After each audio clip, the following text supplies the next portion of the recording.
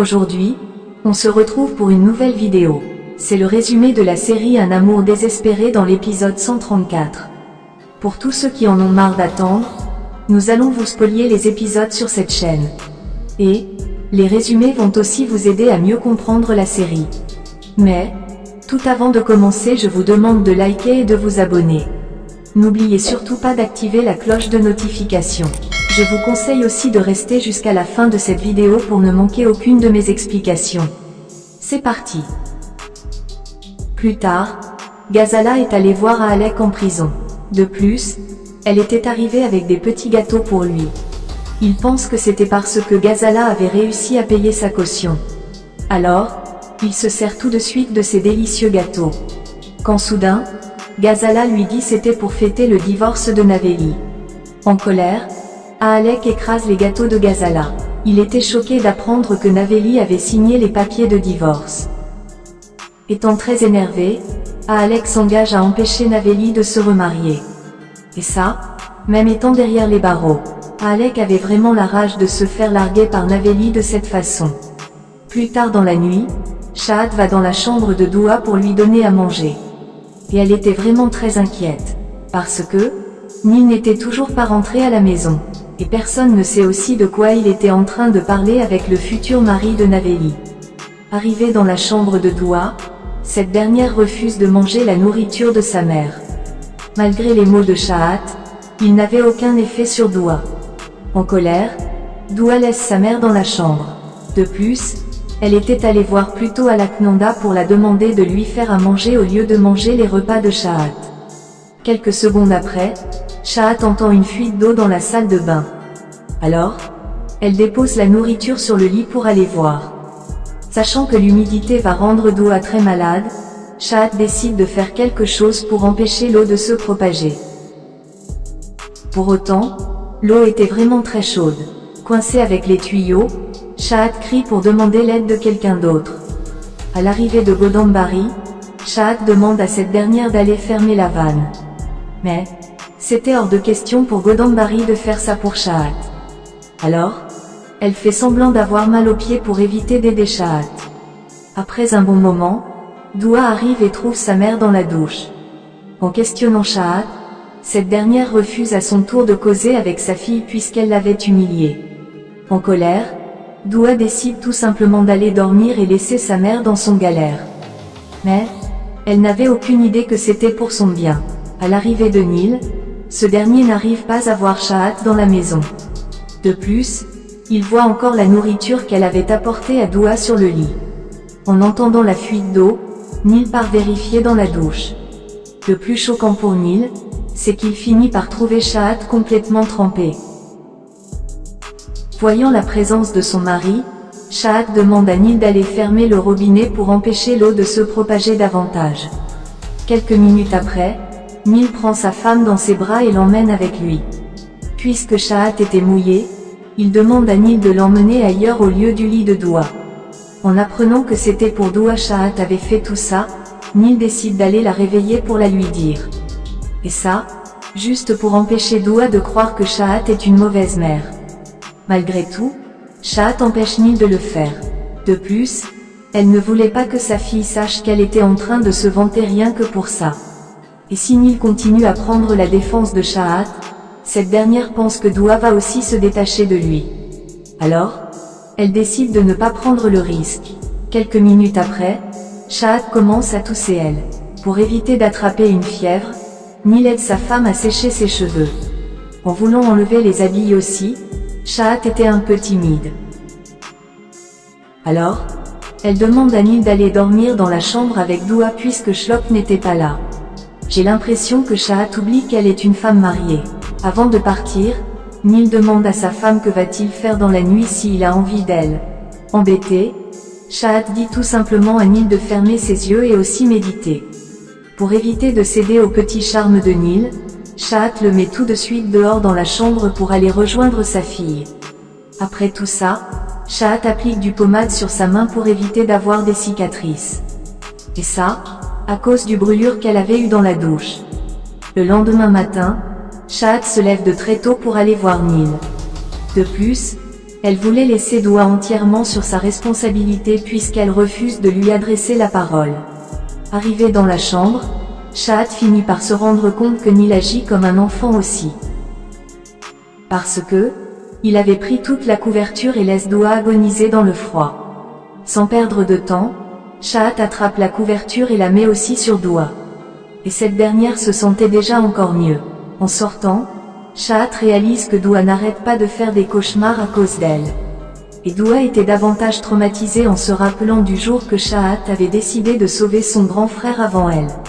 Dans son sommeil, Doua n'arrête pas de dire à sa mère de ne pas l'abandonner. Voyant tout ça, Shahad avait beaucoup de peine. Alors, elle s'approche sur le lit à côté de Neil afin de toucher les cheveux de Doua. Et ça, pour l'empêcher de faire un scandale si elle parvient à se réveiller soudainement. En consolant sa fille, Shahad finit par s'endormir dans les bras de Neil aussi. De plus, elle était vraiment très confortable. En se réveillant, Neil trouve sa femme dans ses bras. Alors, il pense que c'était parce qu'il lui manque et aussi voulait faire l'amour avec lui.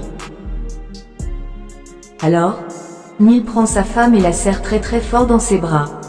Quand soudain, Shahad se réveille. Neil, lui, était choqué d'apprendre que sa femme s'était endormie involontairement dans ses bras. Sans perdre de temps, Shahad remet à Neil une liste des choses qu'il doit faire tout seul aujourd'hui pour Doua. Quant à Shahad, elle avait décidé de prendre congé. En regardant la liste, Neil était déjà découragé. Et ça, rien qu'en lisant le commencement.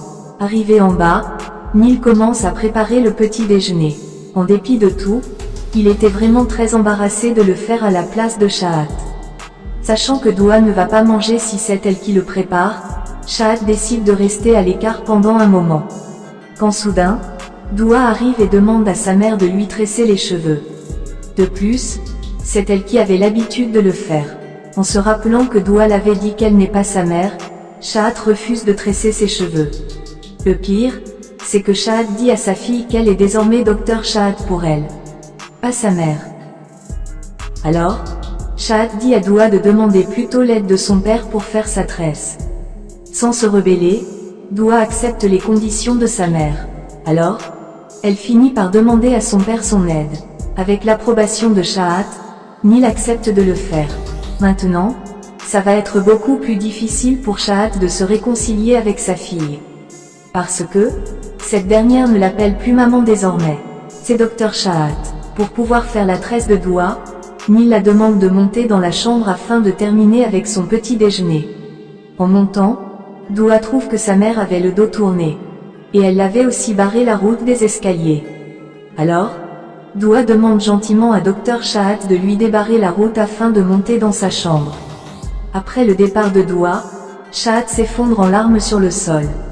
Malgré tout ce qu'elle pouvait dire, on dirait que Shahad n'avait pas vraiment l'intention de dire toutes ces choses à Doua. En voyant sa femme tomber au sol, Neil court pour aller le consoler. En jouant le dur avec Doua, Shahad s'était blessée elle-même dans son propre jeu. Le pire, c'est que Shahad était vraiment désespéré à l'idée que Doua ne l'appelle plus maman désormais. Malgré il n'avait aucune garantie, Neil fait croire le contraire à sa femme. En même temps, Neil en profite pour questionner Shahad sur leur relation. Parce que, il n'arrivait pas à comprendre si Shahad lui considère toujours comme son mari ou c'était juste pour les enfants qu'elle était encore restée avec lui. En dépit de tout, Shahad finit par abandonner le sujet puisque Neil l'avait appelé en son nom. On pouvait très bien voir aussi que Shahad avait de la peine quand les gens qu'elle aime l'appellent par son nom.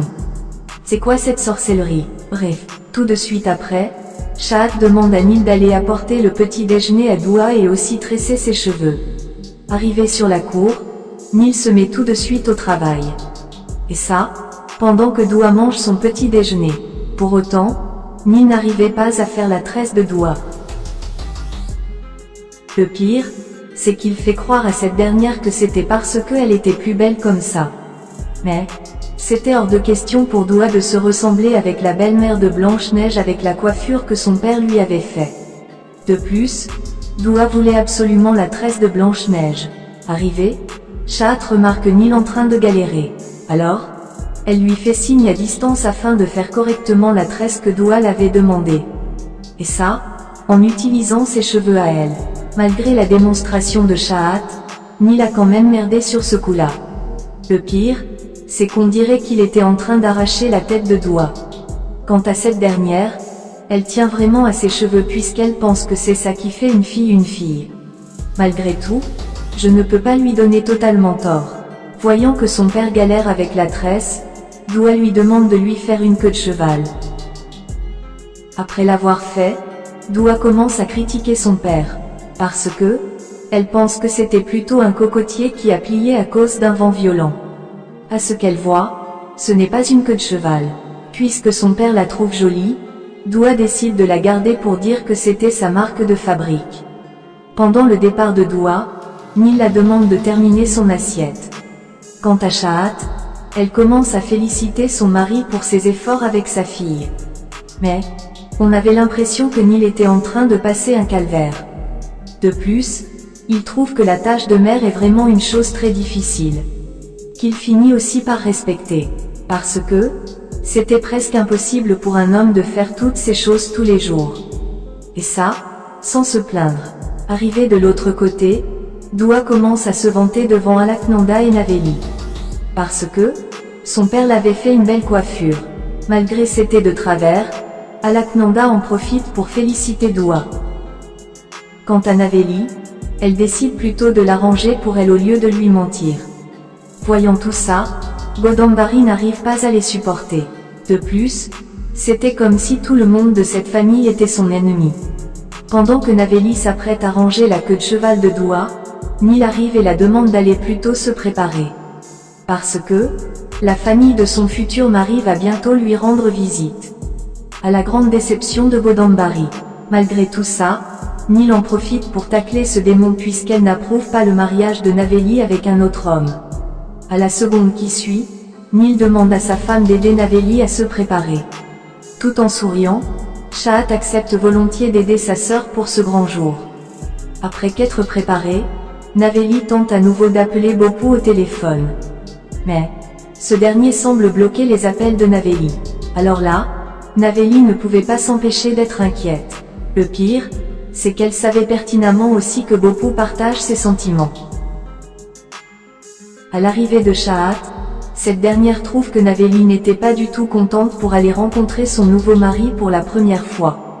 Sans hésitation, Shahat pense que Naveli était perturbée à cause de Bopu. Elle trouve aussi qu'elle avait raison depuis tout ce temps à propos de ces deux-là. En dépit de tout, Naveli décide de laisser tomber et descend voir son futur mari. Arrivé avec les repas, Naveli en profite pour saluer sa belle famille avec beaucoup de chagrin. Alaknanda elle, en profite pour soutenir Naveli pour ce grand jour. Quant à Nil, il commence tout de suite avec le débat afin que les futurs beaux-parents de Naveli sachent qu'elle était déjà mariée avant. Si vous êtes arrivé jusqu'ici, c'est sûr que vous avez aimé la vidéo.